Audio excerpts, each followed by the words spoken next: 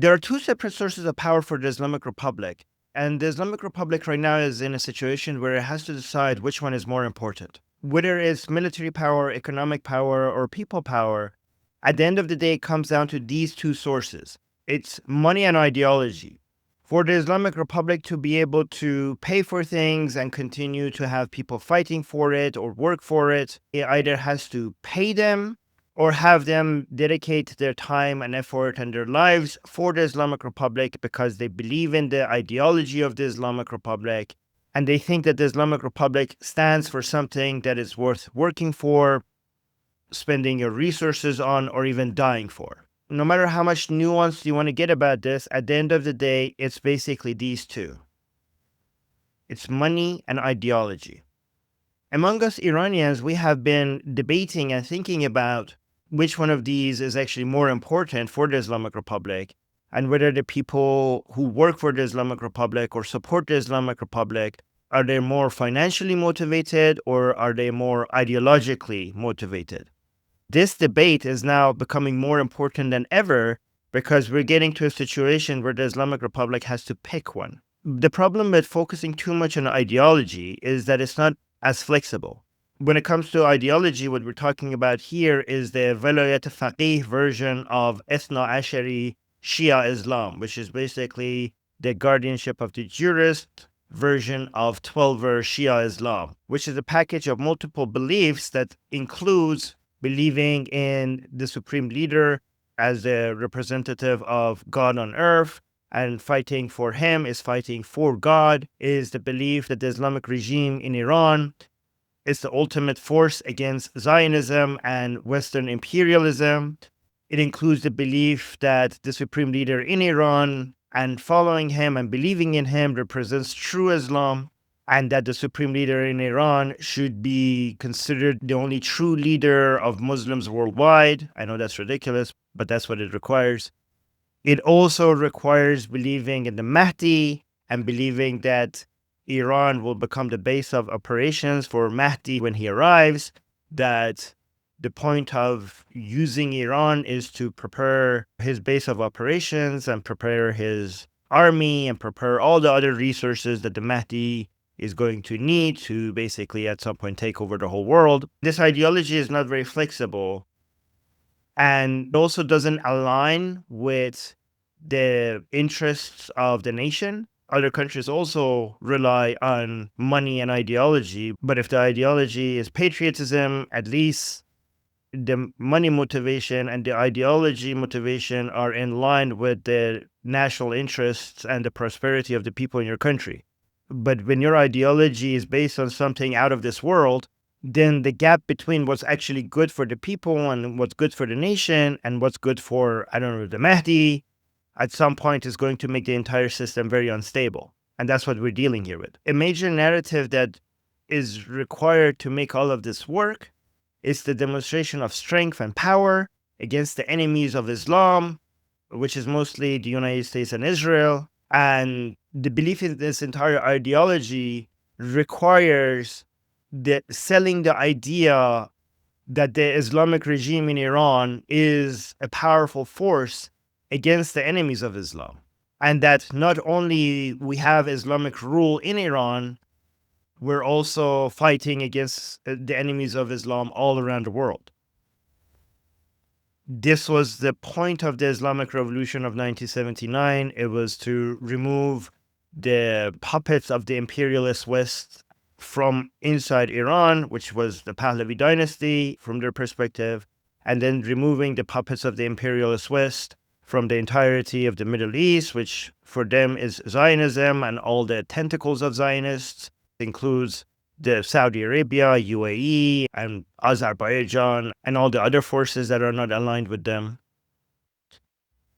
So that would be the phase 2 of this operation, and then eventually for them to go for taking out the rest of the world. But to be able to sell this ideology, you need to demonstrate that Islam rules in Iran, but not just any Islam, their version of Islam, basically the Velayat Faqih version of Ethna Ashari Shia Islam, or Khomeinism, basically. This Islamic rule is going to expand, it has already expanded, this is what they had before, is going to expand into Iraq, Lebanon, Yemen, Syria, and very soon in the Arab countries around the Persian Gulf, especially Saudi Arabia, and also, of course, Israel. The whole point is to take over Jerusalem. This is why the Quds army is named after Jerusalem. This is why any form of a challenge to this narrative that you have their version of Islamic rule inside Iran and that you're strong enough to expand this pan-Islamic Shia empire, any challenges to that narrative will reduce the ideological force that you have to convince more people to dedicate their time, their efforts, their resources, and their lives for the Islamic regime in Iran, because it would be less convincing that this project is working out. Keep that in mind, and I will tell you what the recent challenges has been to this narrative in the past couple of years and how it's escalating now. But looking at the money side, many people within the Islamic regime in Iran, they work for the Islamic Republic.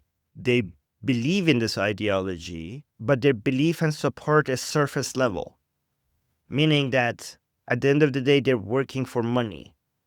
They're working just to be able to make ends meet. We have been discussing whether or not most of these people are there just for the money.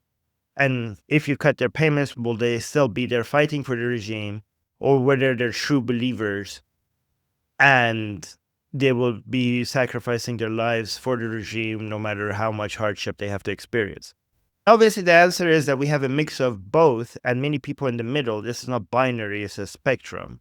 But because we don't have access to good data inside Iran, it's really hard to figure out what percentage is on each side. Obviously, the Islamic Republic has access to a lot of oil and gas revenue and other industries. And with that money, they could pay to support their terrorist proxy groups around the world to expand their Shia empire. They could pay suppressing forces in Iran to enforce Islamic law inside Iran. Is the money and the ideology are connected. For example, let's look at hijab, for example. A lot of people, when they look at mandatory hijab inside Iran, they think the point of mandatory hijab is to cover women so that they're modest, so that because Islamically women need to be modest. But that's not the point, really. The point of mandatory hijab inside Iran is to demonstrate that Islamic law is being enforced here and to show to everybody the presence of the force of the Islamic regime in every street, in every alley, in every office, in every bank, in every store. Every time you see a woman with a hijab, you know that this is the Islamic Republic force is present here. You get reminded that this is Islamic land, that there's Islamic rule, that you're being observed, that you're being controlled, that you need to behave, that the forces above you are much stronger than you, that you need to submit. So the hijab is not just for the woman, it's for everyone. It's basically the hijab is a flag of the Islamic Republic. It's like a billboard. It's like an advertising billboard for the regime.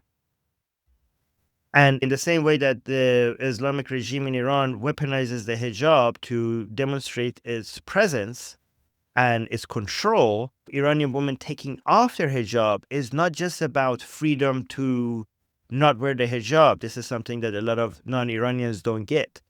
It's in the same way weaponizing taking off the hijab. So the Islamic regime weaponizes forcing women to wear the hijab.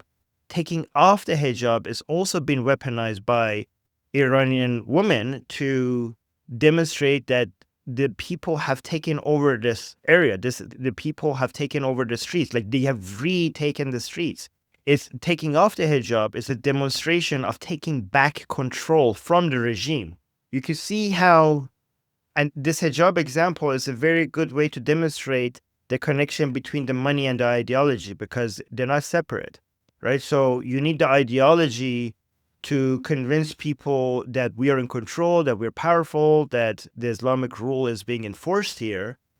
But if you have money to pay suppressing forces to make the people submit for the Islamic rule to be enforced, then the money is helping you with the narrative with promoting the ideology, and vice versa. And we keep talking about hijab as an example of enforcing Islamic rule and taking off the hijab as a form of displaying resistance and taking back control from the regime, because it's the most visual one, it's the most obvious one. You could see there are many ways that the Islamic Republic is getting weaker, but seeing Iranian women in different streets in Iran just walking without the hijab and the regime not being able to do anything about it is the most visual representation of the regime losing control.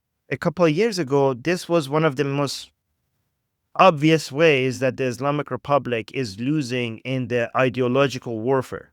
Even before the Master Revolution and the events that came before it, that we saw this being the first signs of crack within the ideological side of the Islamic Republic. Before that, we had the killing of Qasem Soleimani by President Trump in his first term, and the lack of ability by the regime to get revenge against the Americans in response to Qasem Soleimani.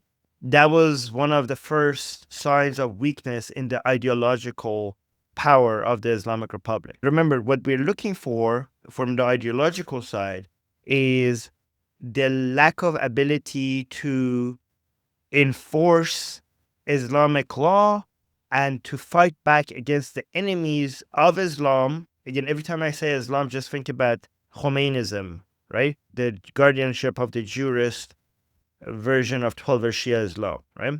The inability to enforce that internally in Iran, and the inability to fight against the enemies of Islam, and the inability to expand Islamic Revolution of 1979 beyond Iran's borders, every single one of these would be a major blow to the ideological source of power from the Islamic Republic.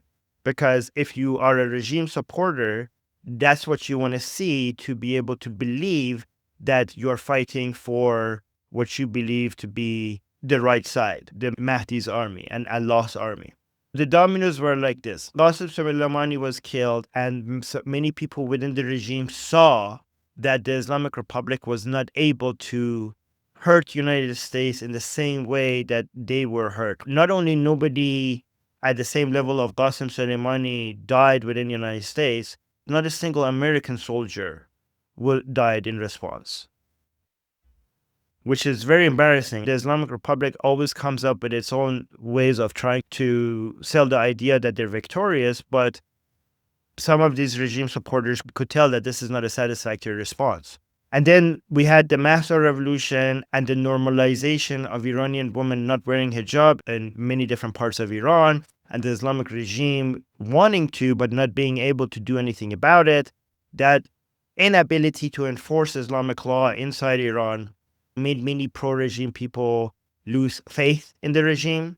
We had the 12-day war where Israel came out and killed many of the leaders of IRGC. And in response, the Islamic Republic couldn't even take out one active soldier of Israel.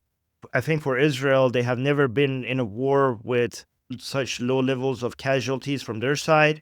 That is really embarrassing. And the Islamic Republic tried to make it seem like they caused a lot of devastation and destruction in Israel. And many people within the regime, many regime supporters buy that and believe that. But again, it's always not complete every single time. There are people from the regime that to see what's happening, even though it might not be that high of a percentage of them, but you could still see that some of them understand that this is embarrassing and the Islamic Republic is not really the force that is worth fighting for or dying for. This is not what the Islamic Revolution of 1979 was about.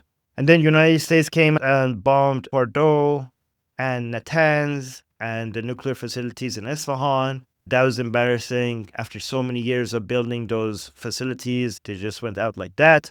And they lost all of that. And also the fall of Assad. The fall of Assad was such a big deal because the Islamic Republic for years has spent so much resources and lives trying to defend Assad. And then Assad just fell like that so easily. And years and years of investment by the Islamic Republic. They lost Syria. Losing Syria is such a big deal because the whole point was to build, their propaganda was that we have created a Shia empire that stretches from Yemen, Iran, Iraq, Syria, Lebanon, and soon we're going to take Saudi Arabia and Israel as well.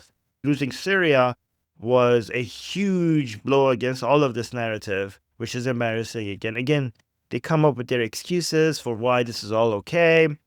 Some people buy it, some people don't. Every time they lose some people. And then fast forward to Operation Epic Fury, where they killed more of the leaders of IRGC. And at this point, there's so many of the pro-regime people are complaining. They're like, what else do they need to do for you to respond? Killing Ali Khamenei means that you need to do something similar, like killing Benjamin Netanyahu or President Trump. Nothing short of that would be a meaningful revenge against the Americans. But not only you couldn't even get close to Netanyahu or Trump, you couldn't even kill a single high-ranking commander of the Americans and Israelis. And not only that, they destroyed so much of your navy. They destroyed almost all of your whatever pathetic amount of air force that you had. They destroyed that.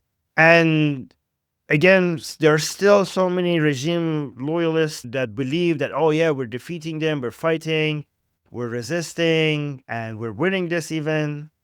Believe it or not, they actually believe that. But again, that doesn't work 100%. There were still some people that they think this regime is not really an Islamic force that is worth fighting for. And you get to a point where it becomes more and more obvious that the regime is lying to you. One thing that the regime was really enjoying as a way to demonstrate that we got this, we're actually humiliating our enemies, was the Strait of Hormuz and basically impacting global economy. One thing that the regime really benefits from is American commentators who are anti-American. They constantly commenting that the Islamic Republic is winning and America is losing. The Islamic Republic, that is really saving the Islamic Republic when it comes to their ideological strength. They love taking videos from Tucker Carlson, Marjorie Taylor Greene, or Anna Kasparian, Cenk Uygur, Nick Fuentes, Kyle Kulinski. These videos really help them try to show to their base that, look, it's not we who are saying that we're winning this and that we're strong and that our enemies are weak. The Americans are admitting these things. That is a very powerful propaganda tool that saves them hold on to their ideological strength. This is why when the Strait of Hormuz was open for a little bit and the foreign minister Araghchi came out and said that the Strait of Hormuz was open, we saw a huge level of pushback by the Islamic Republic followers. They felt humiliated. They felt that maybe that the Americans are telling the truth. Maybe the regime is lying to them. Maybe they're actually surrendering to the Americans. Maybe all of this talk regarding that we're strong and the Americans are losing was the regime fooling them. This is why some other parts of IRGC came back and closed the Strait of Hormuz, and now the regime officials are coming out and saying, no, it's closed again, because it's really difficult for them to lose this ideological power that they have. They need to keep the regime supporters convinced that they're on the right side of things. The problem is that as much as they want to convince regime supporters of these things, there are certain things that happen that becomes undeniably humiliating. And the more undeniable these things become, the harder it's going to be for the regime to convince the regime supporters that they're on the right side and that they're winning all of this. There are many examples of more humiliations that the regime is going to have a hard time try to make excuses for, like selling out Hezbollah in a peace deal with Lebanon. At some point, seeing ships, actually more tankers going through the Strait of Hormuz. If you see oil prices drop, if you see stock prices go up in the United States, but these are things that everybody could see and check, and it becomes difficult for the regime officials to convince their own followers that things are working out for them.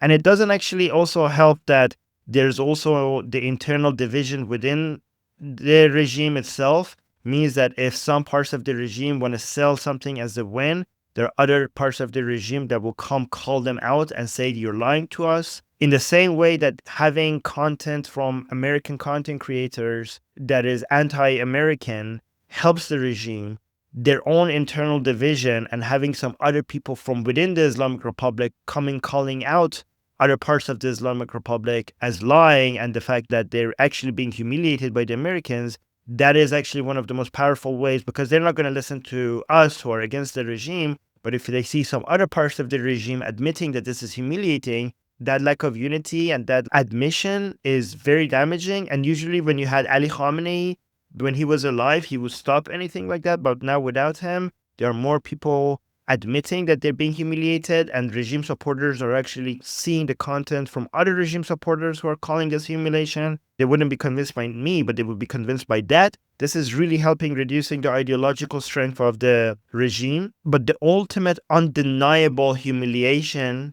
which I don't even know how the Islamic Republic would be able to recover from, is if they actually manage to get the uranium outside of Iran, because that's black and white. That's something that they said they would never do.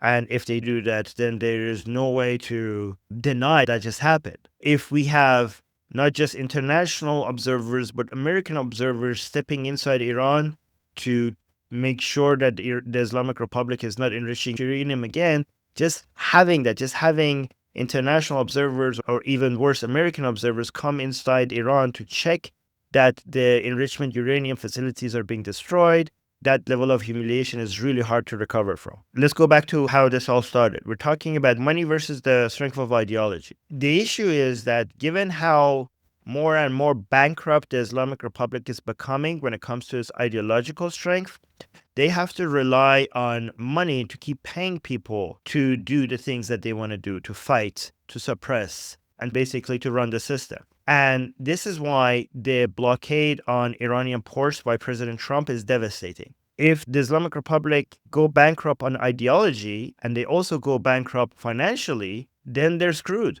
And this is why I think President Trump using three strategies and keep going back and forth with them is actually hurting them in both of these areas. So he's using the strategy of talking to them, negotiating with them, suggesting ceasefire, which that causes a huge divide and blow against their ideological strength. He puts a blockade on the Iranian ports and maybe goes back to military operations again. And that basically destroys their resources and their ability to generate revenue. So going to ceasefire negotiations to hurt their ideological strength, because talking to the Americans shows that they're weak and it humiliates them. Also the blockade and then maybe going back to military operation hits them financially. Going back and forth between these is really helping cause maximum damage to the Islamic Republic. If you put yourself from the Islamic Republic side, you have to now pick a strategy, right? Given the current conditions, if you want to be loyal to the ideals of the Islamic Republic, the Islamic Revolution, then you are relying on your ideological strength for people to continue to work for you and fight for you. And that means they have to be not flexible to the Americans and just go all in with this Islamic narrative, right? And this is we're the fighters of Mahdi and we're going to go all the way and we're not going to bend the knee, we're not going to negotiate, we're going to fight until the very end. But then you will go financially bankrupt because President Trump will continue doing military operation and he will basically put a blockade on the ports in Iran and you have no oil and gas revenue and then you don't have money to pay. If this is your strategy, then you think that people are fighting for me mostly because they believe in me and not because I'm paying them, which I'm guessing that's not the case. The more intelligent strategy is to just give up on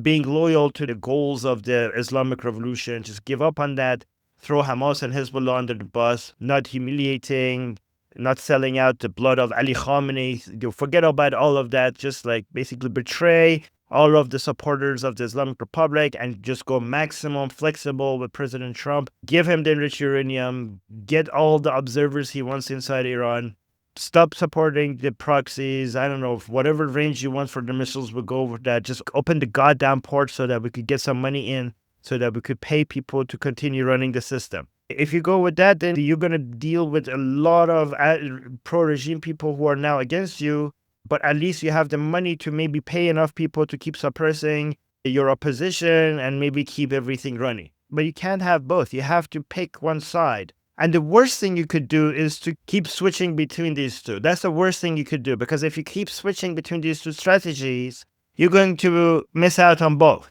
You keep being flexible a little bit to President Trump and you lose their regime supporters. And then you're like, okay, never mind. Let's go back to being inflexible with President Trump. And President Trump is going to continue to put a blockade on the ports. And then you're going to lose them. So you're going to lose the money and the ideology if you keep switching. You have to pick a lane and then stick with it.